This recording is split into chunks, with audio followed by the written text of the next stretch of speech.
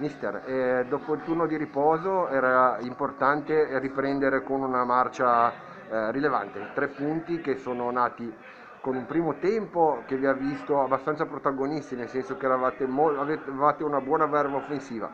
Secondo tempo avete trovato un gran gol che vi ha permesso di passare in vantaggio, poi dopo avete un po' sofferto. Giusto, hai fatto una perfetta design della partita. Secondo me, avevo detto ai ragazzi nel primo tempo, abbiamo fatto una grande prestazione, non è facile. Complimenti alla Goliardica, perché anche se sono tutti ragazzi, però hanno due grandissimi giocatori lì davanti, e lo sappiamo, non è facile vincere su nessun campo, siamo stati bravi.